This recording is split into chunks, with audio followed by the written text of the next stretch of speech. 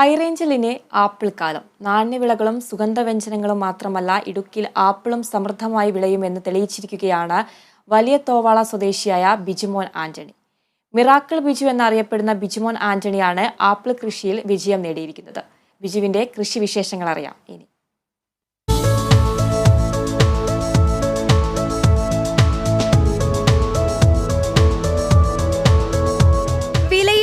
കീടബാധയും മൂലം കാർഷിക മേഖല തകർന്നിരിക്കുന്ന സാഹചര്യത്തിലാണ് പുത്തൻ പരീക്ഷണവുമായി വലിയ തോവള സ്വദേശിയായ ബിജുമോൻ ആന്റണി ആപ്പിൾ കൃഷി ആരംഭിച്ചത്.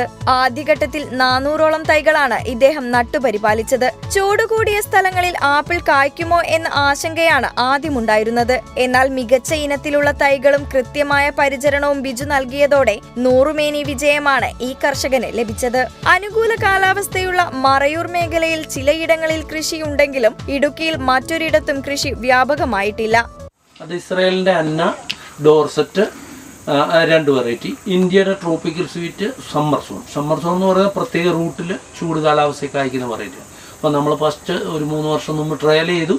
റിസൾട്ട് ആയപ്പോൾ നമ്മൾ എന്ത് ചെയ്തു, വീണ്ടും അത് നമുക്ക് കൃഷി അടിസ്ഥാനത്തിലേക്ക് ചെയ്യാം എന്നൊരു തോന്നൽ വന്നു.